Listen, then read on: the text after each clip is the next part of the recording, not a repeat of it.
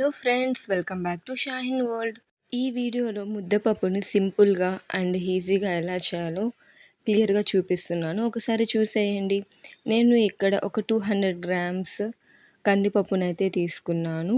ఈ కందిపప్పుని శుభ్రంగా కడిగి ఒక 2 గంటల పాటు నానబెట్టండి. ఇలా నానబెట్టిన కందిపప్పుతోనే ఈ ముద్దపప్పు చాలా టేస్టీగా ఉంటుంది. ఒక కుక్కర్ తీసుకొని అందులో ఒక 3 స్పూన్స్ ఆఫ్ ఆయిల్ అయితే వేసుకోండి. ఆయిల్ హీట్ అయిన తర్వాత హాఫ్ టేబుల్ స్పూన్ ఆవాలు, కొద్దిగా ఇంగువ వేసుకోండి. ఈ ఆయిల్లో ఈ ఆవాలు, ఇంగువ చిటపటలాడాక ఒక హాఫ్ టీ స్పూన్ జీలకర్ర, కొద్దిగా మెంతులు ఎక్కువగా వేసుకోకండి, చేదు అనేది వచ్చేస్తుంది. ఒక మీడియం సైజు సన్నగా కట్ చేసుకున్న ఉల్లిపాయ ముక్కలు వేసుకోండి.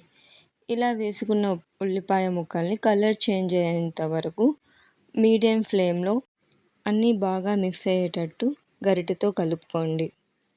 ఇందులో ఒక సన్నగా కట్ చేసుకున్న 3 ఎండుమిరపకాయలు ఇలా తుంచుకొని వేసుకోండి. ఒక 2 రెమ్మల కరివేపాకు, ఒక పెద్ద సైజు వెల్లుల్లిపాయ పూసలు, వెల్లుల్లిపాయ కలర్ చేంజ్ అయ్యేంత వరకు మిక్స్ చేసుకోండి. ఇందులోనే కట్ చేసుకున్న ఒక 3 మీడియం సైజు టమోటో ముక్కలు వేసుకోండి.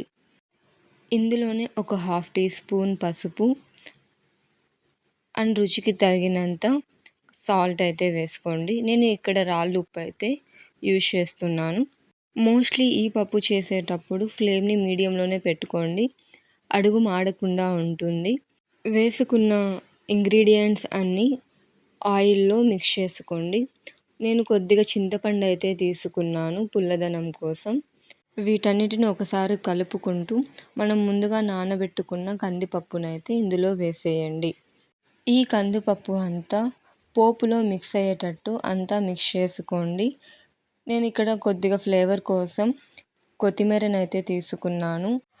ఈ కొత్తిమీరనంతా పప్పులో బాగా మిక్స్ చేసుకొని కందిపప్పు ఉడకడానికి నేను 1.25 గ్లాస్ వాటర్ అయితే తీసుకుంటున్నాను. ఆల్మోస్ట్ పప్పు మునిగేంత వాటర్ వేసుకుంటే సరిపోతుంది. ఇలా వేసుకున్న వాటర్ని ఒకసారి కలుపుకొని కుక్కర్ మూత వేసుకొని 5 to 6 విజిల్స్ వచ్చేంత వరకు మీడియం ఫ్లేమ్లో పప్పును ఉడికించుకోండి. ఇలా 5 to 6 విజిల్స్ వచ్చిన తర్వాత ప్రెషర్ అంతా పోయి కుక్కర్ మూత ఓపెన్ చేస్తే పప్పు ఆల్మోస్ట్ ఉడికిపోయింది. నేనైతే ఇక్కడ కొద్దిగా పప్పుని వేలుతో స్మాష్ చేశాను.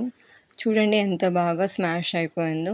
ఈ ముద్దపప్పుని పప్పు గుత్తి లేదా బ్లెండర్తో స్మాష్ చేసుకోండి. ఎవరికైనా ఆల్ టైమ్ ఫేవరెట్ పప్పు. ఇలా చేసుకొని ఒకసారి ట్రై చేయండి. ప్రతిసారి పప్పు చేయాలంటే ఈ విధంగానే ముద్దపప్పును ట్రై చేస్తారు. రైస్తో ఈ ముద్దపప్పు వేసి కొద్దిగా నెయ్యి కలుపుకొని తింటుంటే ఆ మజానే వేరు. అన్నం చపాతీలోకి కూడా ఈ ముద్దపప్పు చాలా టేస్టీగా ఉంటుంది. ఇలాంటి టేస్టీ అండ్ సింపుల్ రెసిపీస్ కోసం నా ఛానల్ని సబ్స్క్రైబ్ చేసుకోండి.